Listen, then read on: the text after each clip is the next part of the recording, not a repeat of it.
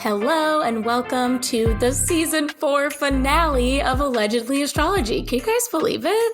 No, 4 seasons. I cannot. Every season we say we cannot believe it, and we still can't. We still can't. We live to see another season. It's pretty amazing. But in case you're new here, each week we break down the astrology that happened during some of the biggest scandals and events in history. And we have 2 very exciting announcements to share with you at the end of the episode. So make sure to stick around till the end. But just like this was such a big season for us, we wanted to say how much we love all of our listeners and just how much we appreciate you. So keep telling your friends about us, harass your other favorite Astro podcast to have us on their podcast, book a reading with Dana, book us on Hey Hero if you want to see our faces, because I know we're like shy about doing that. So yeah, we're just so happy. Yes, and please leave us a 5-star review and subscribe wherever you get your podcasts. It really helps us a lot because the algorithm rules our lives and we've been shadow banned cruelly.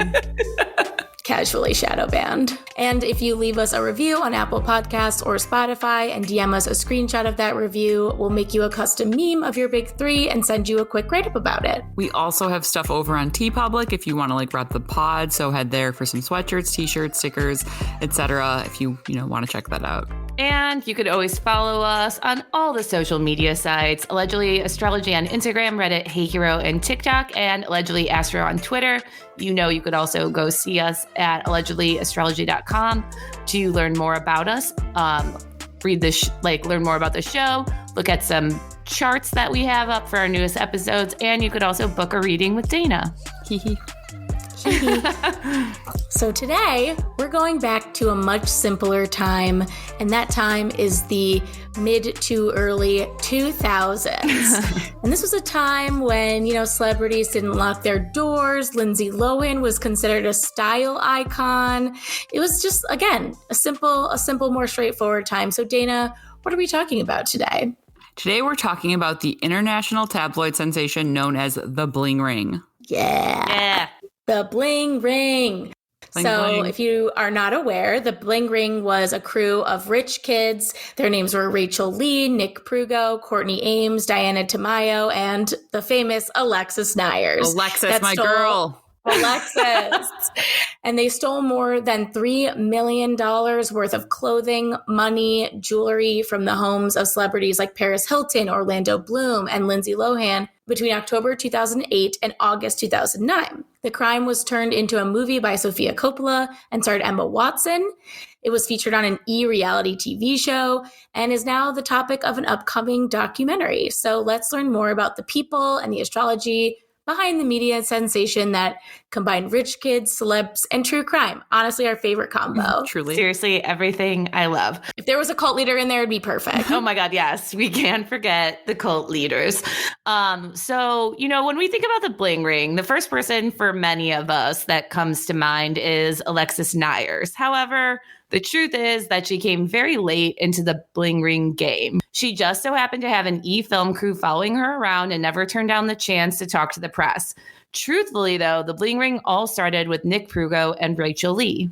And Nick and Rachel met at school. Rachel was a fashionable girl that some people described as spoiled. They bonded over fashion, became truly inseparable. Nick said he thought of Rachel as a sister. We don't have Rachel's info, but we do have Nick's. So, Dana, what's his big 3? Nick Prugo was born on November 30th, 1990 in Los Angeles. We don't know what time, so we don't know his rising, but he is a sun in Sagittarius and his moon's in Taurus. So this is like kind of a cuddly combo. The sun in Sagittarius is like bright-eyed and bushy-tailed, always down for an adventure, and pretty much like lives life for the stories they can tell about it later, right? So they're always like thinking in like memoir terms. This can lead to sometimes like risky behavior or like acting without consideration for consequences, because sometimes those are the best stories, right? And then the moon in Taurus like loves luxury, security, fine dining, and like ride or die friendships. Because they're so security focused, the moon in Taurus can sometimes forget that there's like enough to go around. And so they lose themselves in like a scarcity mindset, which can be an onset of like a jealousy spiral.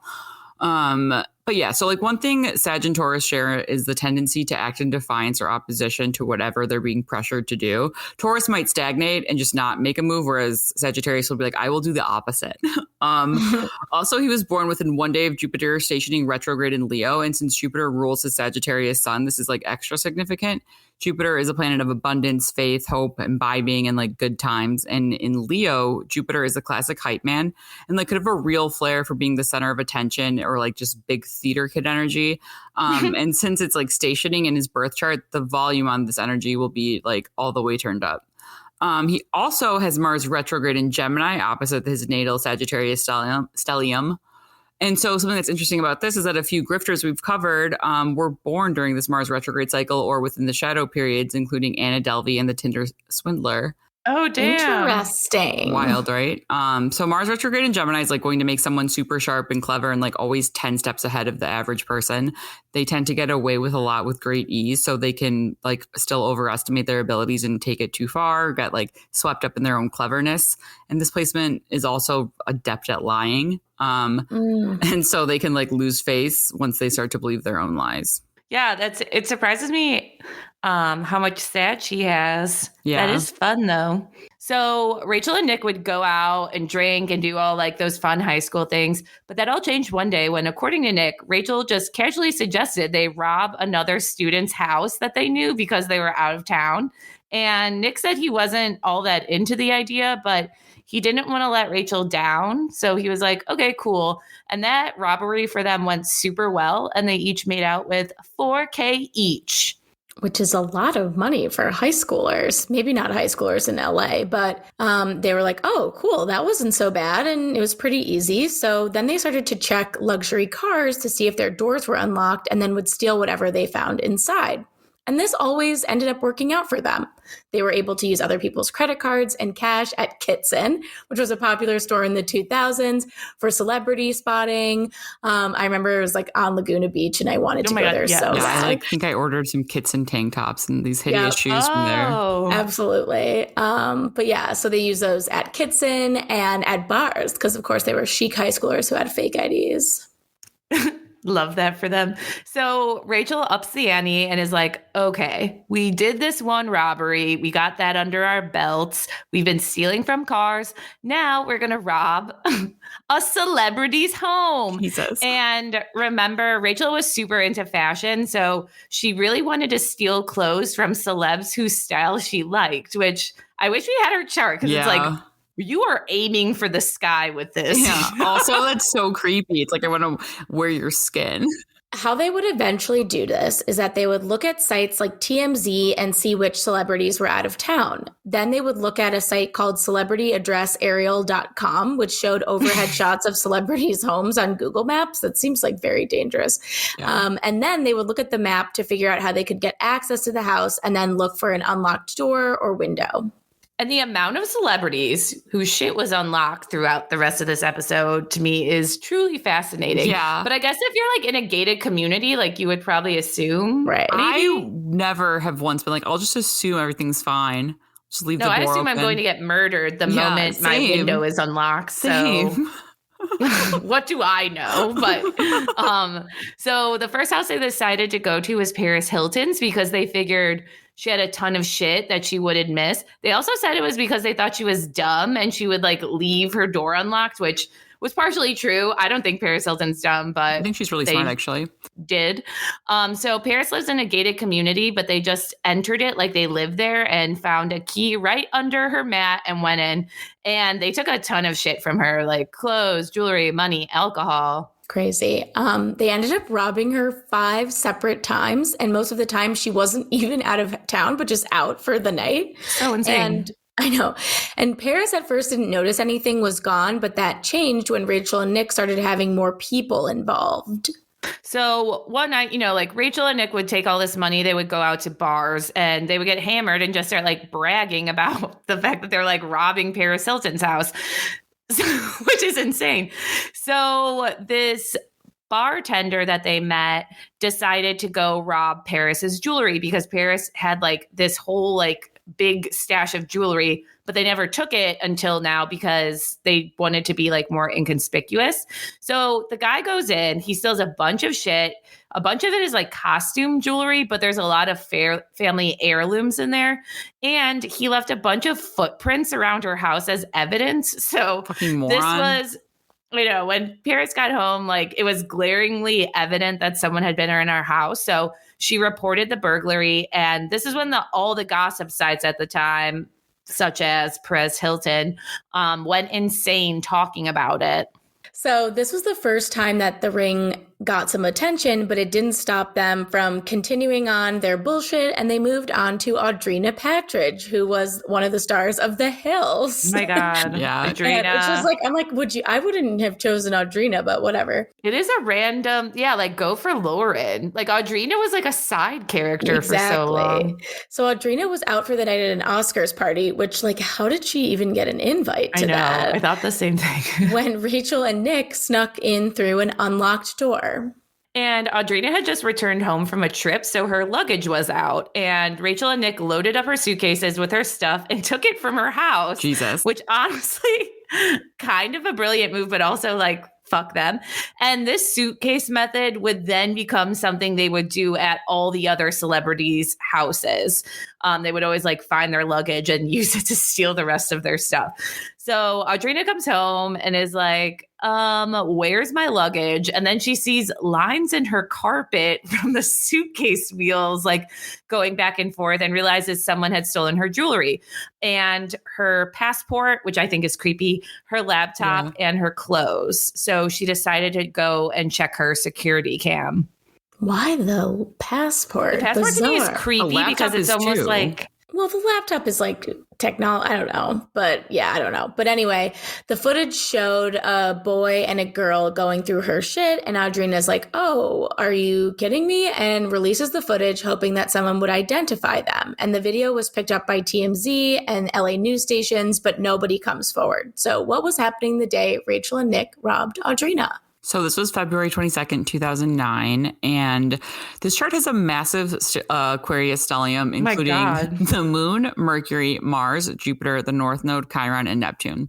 So, right? That is crazy. Huge. It's so much. The Moon materializes the astrology of a given moment into concrete reality. Mercury is like the mentality and center of activity. Mars is penetration and action and like any act of survival, which, you know, survival can sometimes mean robbing people of their passports. Jupiter is abundance and gifts. The North Node is an eclipse point that relates to increase in intensity. Chiron is like societal wounding, and Neptune is deception and obscurity. So in Aquarius, this is going to be related to like the collective, like the populace. So it can sort of relate to like Robin Hood mentality of like taking from the rich and giving to those in need, which is already ethically dubious, but extra perverted since they're like taking it for themselves. And this is reflected in the Saturn-Uranus opposition in this chart. So the massive Aquarius stellium I just explained is ruled by Saturn in Virgo. And Saturn in Virgo is a placement associated with service and material reality since it's an earth sign. And on its own, this placement might be one that like gives someone the shirt off their back, right? But this is in opposition to Uranus and Pisces. And so Uranus is the planet that like diverts the agenda of whatever planet it touches. It's like Joaquin Phoenix and the Joker energy, Uranus. Just think of it like that. And so oppositions indicate like human relationships, like a give and take. And Pisces is like an extremely creative sign that fully lacks boundaries. So it's like using a suitcase to rob someone might be the creative, but robbing someone to begin with is at best like a lack of boundaries. And then Uranus is also co-present with the sun, and the sun represents like the goal. So this is like the Joker drive is like going to be highlighted. Like it's like the goal is sort of like this diversion, this, you know, weird kookiness, not necessarily the seamlessness of like Virgo giving the shirt off their back. Oh my God, yeah. That's like really funny. It is like big, like let's rob a celebrity energy. Yeah. I want to rob, I think was a line from. I want to rob. So now the gossip sites are really buzzing because this is the second celeb that's been robbed. And the crew then moves on from Audrina to Rachel Bilson's house. And if you don't know who Rachel Bilson is, she was very, literally. JK. She was very well known at the time, thanks to her role as Summer on The OC, which was a huge show of the early 2000s and honestly like shaped our high school experience. Not going to lie. The show was very only on the 4 years that we were in high school. Right. Wow. Like I can't listen to that dumb Hallelujah. It's not a dumb song, but the Hallelujah song without thinking of Marissa. Yeah. I know.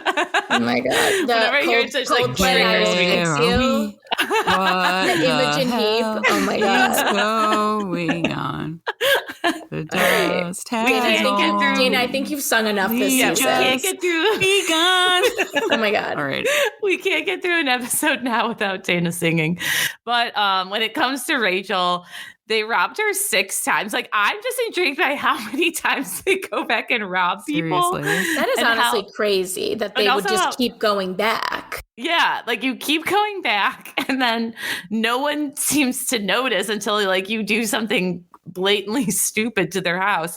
But they robbed her 6 times in April and May and stole between $130,000 to $500,000 worth of stuff. Wow. It's a wide range because like they don't even know, like so much of the stuff she got was like free. I don't think she could even like estimate what it was.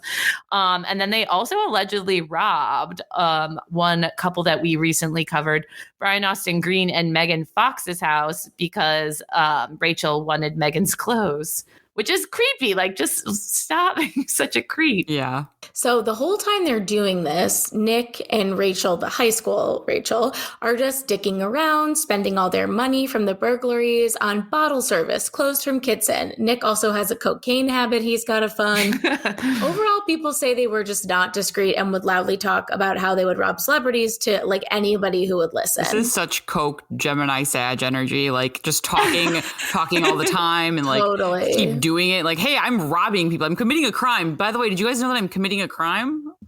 That's how you do it. Yes. And because of that reason, like besides just talking about it all the time, they had slowly started to expand their like robbery crew. So it went from like the originals, Rachel and Nick, to Courtney, Diana, and then our girl, Alexis, made her debut. And Alexis was 18 at the time, and she was filming an e-reality show with her family called Pretty Wild, which honestly it's an amazing show. Like, it's a dark time. It's classic, but reality it TV. Is absolutely amazing. It might be my favorite reality show ever. Oh, it will be. Wow. It's up there for me for sure. But anyway, she was filming Pretty Wild, which was supposed to chronicle her life as a Hollywood party girl. And this is kind of how Alexis became the face for the Bling Ring. So let's learn about her big 3. Okay, so we don't know what time she was born either, but she was born on June 20th, 1991 in Los Angeles. And she has her sun in Gemini and her moon in Libra. And so the sun in Gemini is fun, clever, and sassy, and it rules her Venus, Mars, and Jupiter stellium in Leo, since Leo is ruled by the sun. And so this is like big reality show energy. Gemini loves to talk and Leo is a performer. Both signs have like an artistic flair for drama. It's like performing reality is dead on for these signs. But then her moon in Libra is going to be like working well with her natal sun, since they're both air signs, but it's going to be a little different. It's like intelligent still, but relational. And the moon is like much less of a troublemaker in Libra, because the moon in Libra needs like harmony in relationship to like maintain security and stability.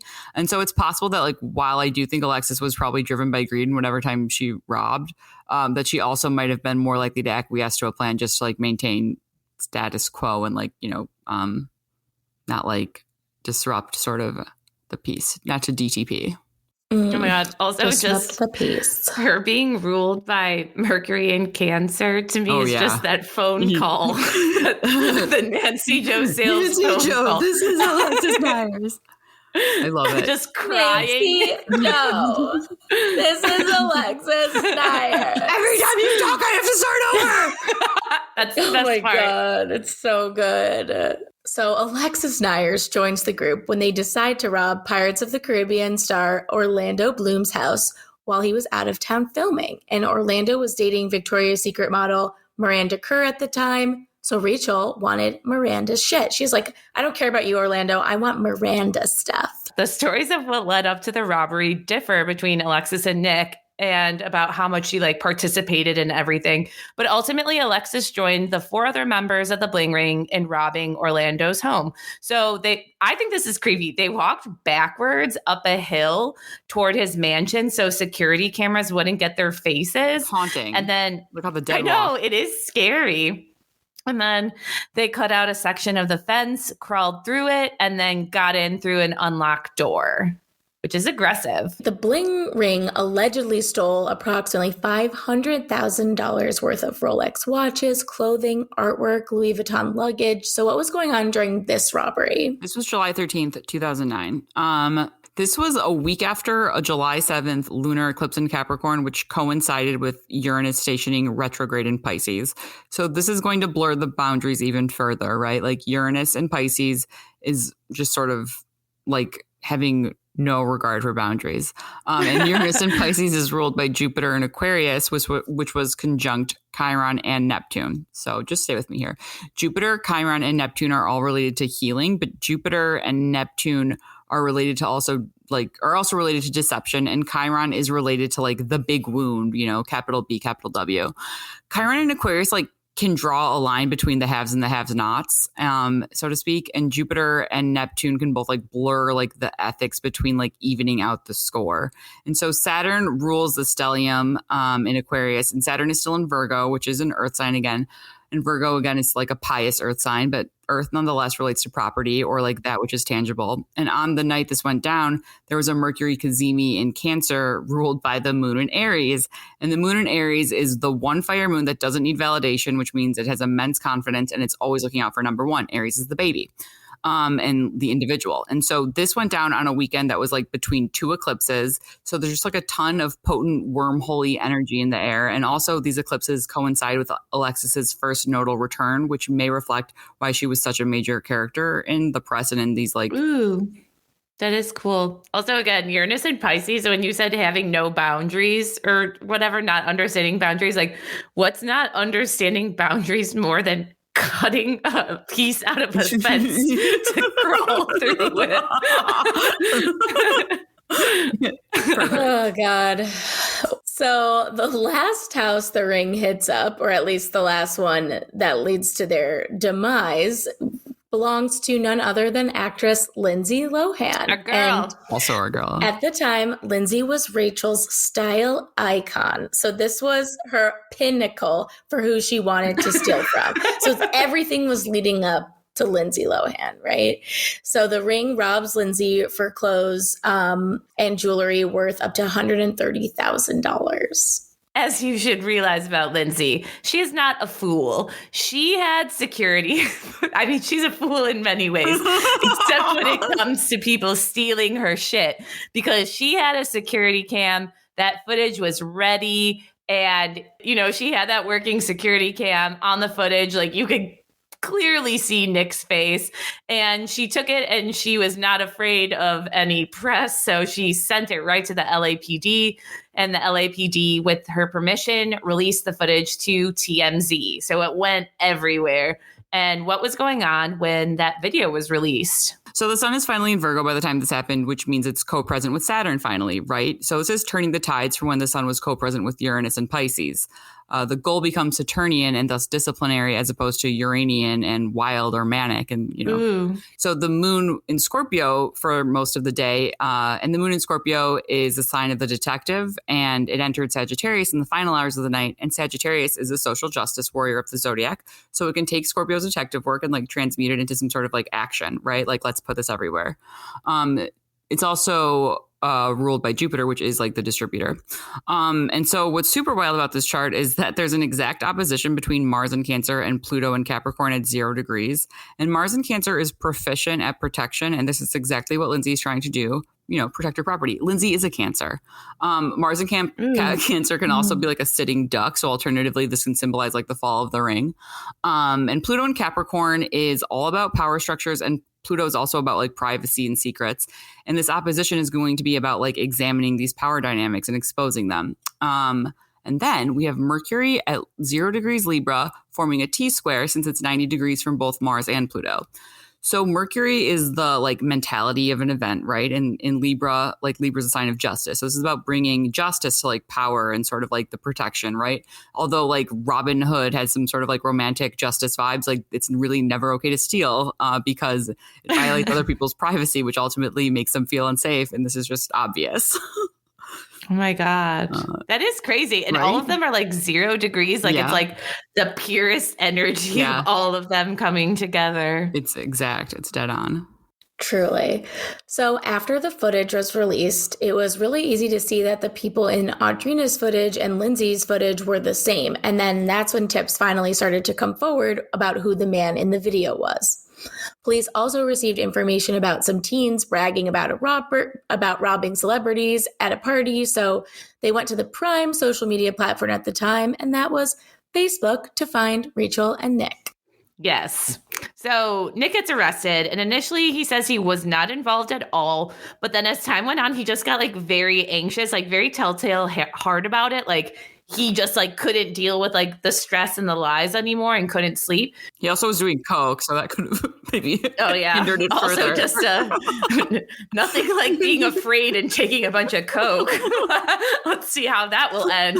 But he freaks out and he confesses to a ton of shit without a plea deal, which is like not the best idea, but you know, it happened. And he confessed so much, some of the crimes he talked about, the cops didn't even know were in connection to this. So they were like, okay, thanks. Oh my God. But he also names names and says that Rachel was the ringleader behind all of this, and her motive was to own designer clothes from celebrities she liked. Super innocent. And it's important to note that the other people in the Bling Ring would later say Nick was the mastermind behind everything, but Rachel called the shots. Alexis would later say under questioning that Rachel was so manipulating, so conniving. Nick always did what she said. Rachel was in charge. She started it all. Nick, he was a dude. Why would he go knocking off chicks' houses? So Alexis. But regardless of who did what, this leads us to the other members getting served search warrants and Alexis getting arrested the first day of filming her reality show, Pretty Wild. Nuts. Which talk about Pretty Wild, am I right? That's what I think. I think at some point I saw on a TV show, like the producers were talking about Pretty Wild, and they said like literally it was like the first day, like they had no idea this was going to happen. So it essentially changed the whole like plot of the show they were filming, because it went from her just like dicking around in LA to like her being on trial. So you know, the cameras are rolling when the cops pull up to Alexis's family home, and they look around and they see a Marc Jacobs handbag that allegedly was Rachel Bilson's, and a Chanel necklace that apparently was like Lindsay Lohan's. And Alexis says like, I paid for those. I have the receipts, but she got arrested that night, so no one believed her. And everything was caught on film. So which also is so aggressive. It's like, imagine being a producer, Elise, on that, and you're like, thinking you're like filming the next Kardashians, and really it's like cops. I would freak out. I mean, that's like a gold mine that they stumbled into. So what was going on, Dana, this night? Okay, so on this day, the sun was in Libra and the moon was in Sagittarius for most of the day, entering Capricorn in the final hours of the night. And the sun is in the final degree of Libra, co-president with Mercury, again, the mindset, and Venus, the values, which Venus is also rules Libra. So whenever a planet is in the final degree of a sign, it's called being the anaretic degree, and it's considered immensely potent. Like the planet is like under pressure to like carry out that sign's agenda before entering the next sign. So it's like, you know, a little manic, right? Regardless of sign. And since like Libra is the sign of justice, like we might think that the sun is trying to accomplish justice before entering Scorpio.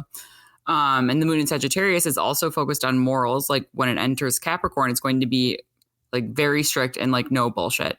Saturn is also in Virgo at 29 degrees in the anaretic degree, which means Saturn wants to serve its duty to purify in Virgo.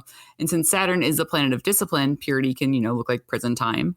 But also we're still like in Alexis's nodal return. Like it's the nodes are at 25 degrees. They have 25 more degrees to go.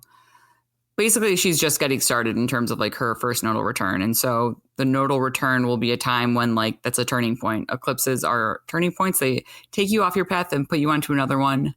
And so Alexis is involved, jail. Another nodal return. Another episode, another nodal return. Another nodal return. So all the kids are booked for residential burglary, and Lee was additionally charged with possession of stolen property. Alexis is released on $50,000 bond, and a photo is released of her and Diana and Courtney in the back of a squad car. And this is really where the story explodes. It was everywhere. It really combined the tabloid fodder people love. high-profile celebrities, snooty rich teenagers, crime. So what was going on the time that this photo was released? This is October 23rd, 2009. And at this point, the sun had entered Scorpio.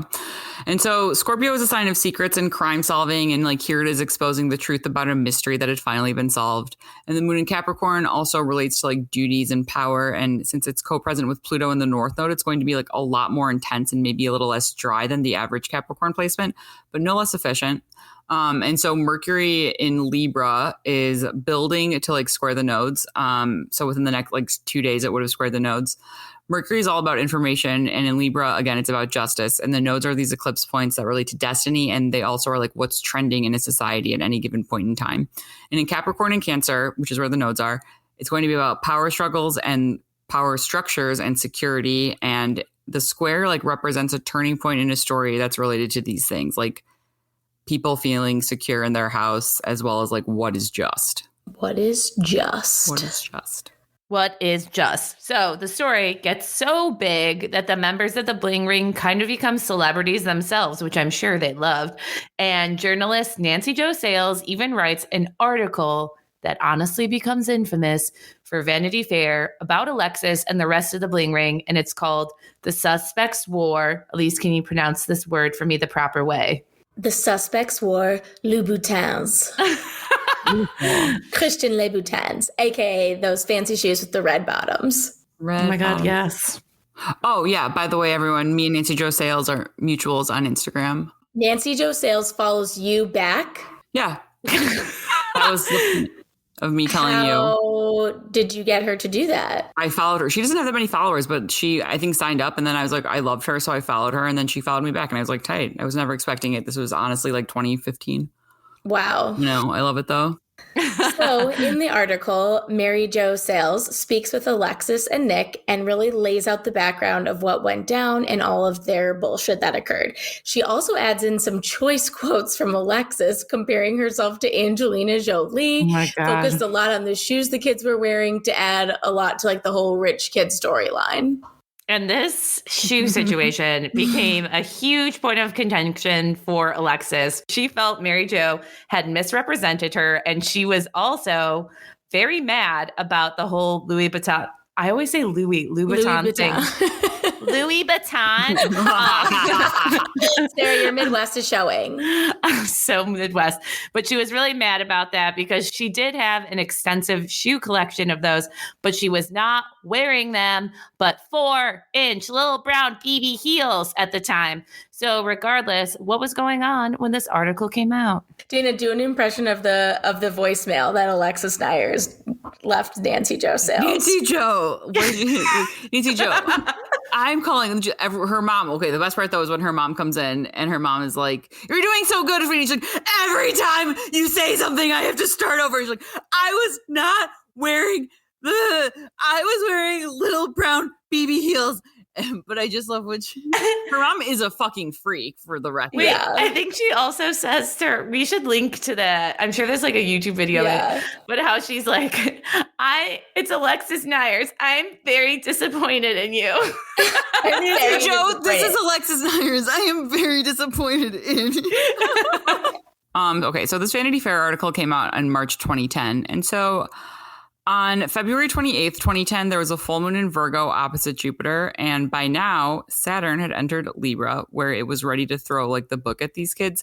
But the full moon in Virgo was like sort of tying up any loose ends and processing any lessons learned during Saturn's tour in Virgo. And full moons are all about like seeing the whole picture, which can sometimes be shocking, right? And so Virgo is ruled by Mercury, and this full moon was ruled by Mercury in Aquarius, conjunct Neptune and Chiron.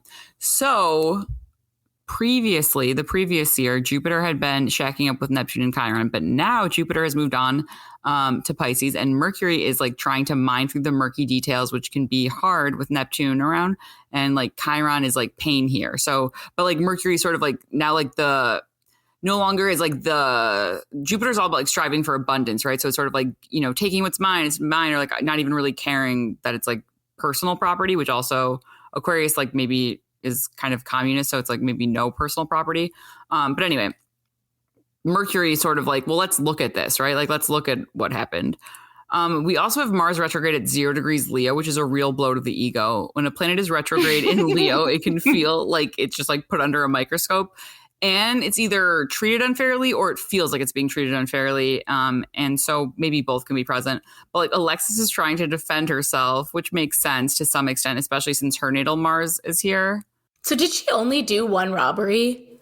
Well, that's the thing. Like, she only really talks about the fact, at least the first time she did anything was Orlando Bloom's house. I think that might be the only time she like admitted doing anything from what I remember. But the way she tells it is like, she didn't know they were going there. Like, she kind of makes it seem like she didn't go inside because she was actually on a lot of drugs at the time. So she said, like, I puked and I peed in the bushes outside. Oh my God. But a lot of other people say, like, no, she knew what was going on. So, but I don't know if she was at Lindsay's or not. So the nation is really obsessed with the Bling Ring, and the Bling Ring goes to trial, and they're charged with several counts of conspiracy to commit burglary and receiving stolen property. And then all of a sudden, to add to the fervor of this, all these celebs start testifying. So it's like Orlando Bloom, it's Paris Hilton, it's Lindsay Lohan. And because of that, the Bling Ring members all pleaded no contest. And no contest means you accept conviction but don't admit guilt. And this is often done in situations where admitting guilt could later be used against you in trials or civil lawsuits. Huh. I actually didn't know that until like right now. I never understood what no contest meant. Honestly, like, everyone got pretty lenient sentences. So Rachel received 4 years in prison, but she got out after 16 months, so pretty quick. Diana was sentenced to 3 years of probation and 60 days of community service. Courtney got 3 years of probation and 2 months of community service. Nick got 2 years of prison, but he got a 1 year credit for time already served and then was further credited for a year for good behavior. So I kept trying to look. I don't know if this meant that he just like never went to jail because he got like time served and then a good behavior. Like, he probably was in jail for a little bit at some point, but I'm not sure if it's like for sure 0, but I couldn't figure out what that meant. And then finally, our baby girl, Alexis, got 180 days and was released after 30. I'm pretty sure she was in jail with Lindsay Lohan. She was. What? She said she could hear Lindsay Lohan crying. Oh my God. Wow. The reason for a lot of these lenient sentences had to do with the lead investigator on the case. And the lead investigator was a consultant on the Bling Ring movie, and he even played himself in it, which you probably shouldn't be allowed to do, but he's one of the cops cuffing one of the Bling Ring members, and that's totally not a thing that you can do. So the judge found out and was like, what the hell? And the judge basically told the Bling Ring that they were getting off easy because the investigator messed up so badly. So what was happening when they were sentenced? This was May 10th, 2010. And so Saturn had retrograded back into Virgo at this point, and it's in tight opposition with Uranus again on this day. But at this time, Uranus is conjunct Jupiter, the planet of healing, and it's especially healing in Pisces. And not healing like healing is so beautiful, healing like we're mending a wound here, like the bones are, sealing back together. But anyway, so since we have like Saturn and Virgo involved, like punishment and like straightening things out is involved, but Uranus, which can be shock and surprise, like the dirty cop. Also at this point, Chiron had entered Pisces at 0 degrees, where it's all about like the wound of being human, and much less like concerned with like drawing lines in the sand or like, like there is no personal property except for mine when I take it from you. And so this is just sort of more like, we're all human except for this like loser cop who I guess is really thirsty. Yeah. I mean, and also too, like Jupiter and Pisces, besides being healing to me, is like adding that like luck into their situation. Like Beautiful. They got off on like a technicality, basically, like because the investigator did that, however it worked out, like he fucked up. And and Saturn is technicality. So the luck of technicality, like, yeah. And then Uranus sort of being like the shock of it all. Yeah, because at one point Nick was like facing like a lot of like he could have gotten a lot of time, but then because of that and some other things, he was fine. So since the Bling Ring ended, most of the Bling Ring members have moved on with their lives. But one person who just could not let a grudge go is Alexis. Alexis still to this day brings up Nancy Jo Sales and has a grudge against her. At one point, pretty recently in 2020, Nancy Jo tweeted, and I love this tweet so much, like I had to add it in. She was like, I misidentified the shoes somebody was wearing in the story. The fact checker really should have caught it, but mistakes happen. The woman hasn't stopped complaining about it 10 years later. So they kind of have like this weird like rivalry now. So oh my God. What's their biwheel like? So Nancy was born on October 15th, 1964 in West Palm Beach, Florida. And Alexis, again, is June 20th, 1991 in Los Angeles. Yeah. So actually their charts are pretty interesting. They both have Mars in Leo and Saturn in Aquarius. So they're both in their Saturn return right now. Love to you both. But yeah, Mars in Leo, again, is all about like self-definition and self-defense and huge egos. And Saturn in Aquarius is about like taking people down a notch when they get too big for their britches. It's also about like conserving for the future and making sure there's enough to go around, sometimes at the expense of the individual. So this could be, also both these signs are dramatic and they want to entertain, which is why Nancy Jo Sales, like her work is so good and why she's such an entertaining writer. I still don't blame Alexis for being butthurt about it, but like this was reality TV gold. And then Nancy Jo's sun is in Libra, close to Alexis's moon in Libra. And this makes me wonder if Nancy Jo saw something in Alexis that maybe reminded her of herself. And if this is the case, she may have been more critical towards Alexis, even harsher on Alexis maybe than she was otherwise. But also she just told a story. Like she's a Vanity Fair writer. But finally, Alexis's sun is conjunct Nancy Jo's North Node in Gemini. And this means something about Alexis is like a mini eclipse for Nancy Jo.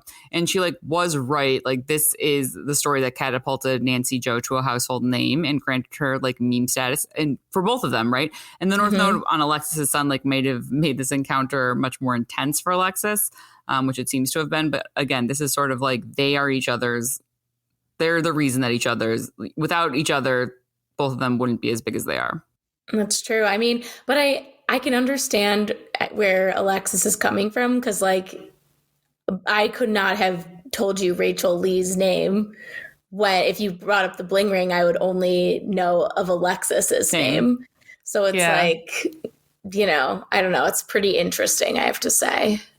I do think it is interesting, too, though, about how you talked about their, like, sun and moon being in Libra together. I mean, like Nancy's sun, Alexis's moon, because I do think when you look at the article, like she could have been a lot more catty about how these kids acted. Like everyone's favorite, like think of Fyre Fest.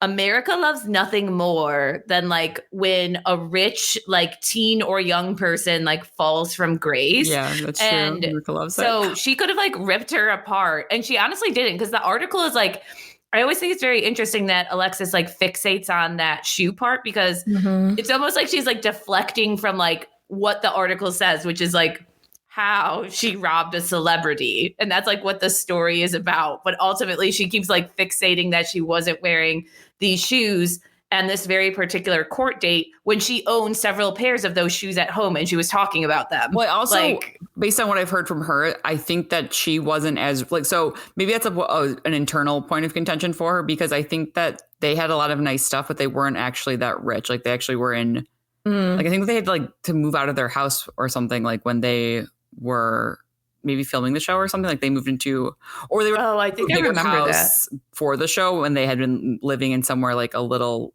less presentable or something, based on whatever standards. So maybe maybe it's like her own sort of thing, like because finally, like maybe she always wanted to seem rich, right? And then this is like one point where it seemed like she actually wasn't. So like her lies, or sort of like the veneer she put on, didn't really serve her anymore. Yeah, that makes sense. I also really love the sun, Alexis's sun on Nancy Jo's North Node in Gemini, because it's so interesting. It's like Gemini, obviously, like writing words, like Nancy Jo, that's like where she's going in her life, and that like, or going, and then Alexis is like the little like, I don't know what to call, like ignition that like propels her like towards her life direction. It's kind of hilarious. It's just like an 18-year-old that smoked Oxycontin. Oh my God. Who would have guessed? Every time you say something, I have to start over. Well, that's a wrap on season 4, y'all. We did it. We love it. We love it. But, as per usual, we'll be taking a wee bit of time off, like we normally do to prep for season 5.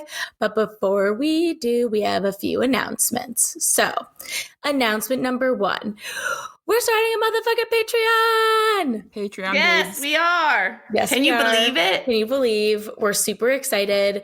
It's still a work in progress, but we're thinking like 1 casual tier, 2 eps a month. It's going to be most of our couples plus synastry episodes that you guys love. So that's where you'll be able to find those episodes.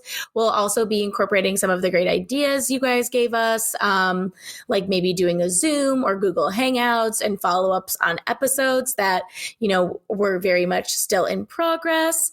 And we're also planning a chart for it to launch. So keep an eye out for that on our website and social channels. But it's a great way if you want to support your gals and get that sweet, sweet content in between seasons. And even hotter takes. Yeah, like the hottest takes The will be things there. that Elise won't allow me to say here, I'll be allowed to Literally. say there. There's a lot of things. I will not be editing nearly as many things of Dana's out.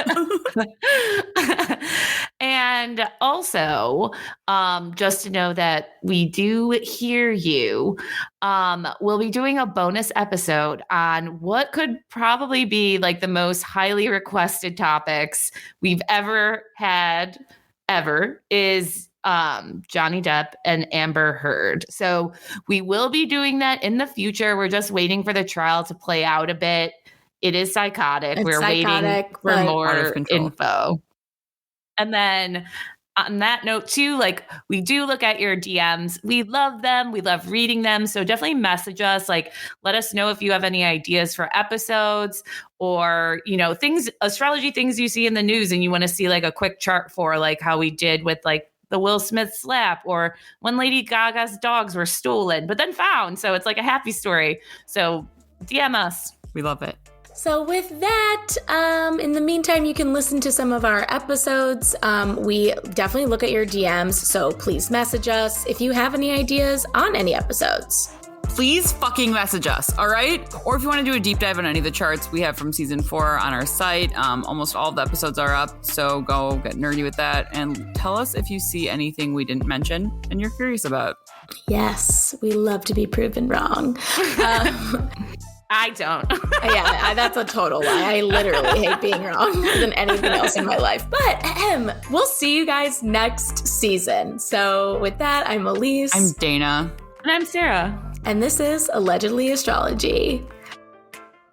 Woo, Season 4, we out. We out. We out. Out. Bye.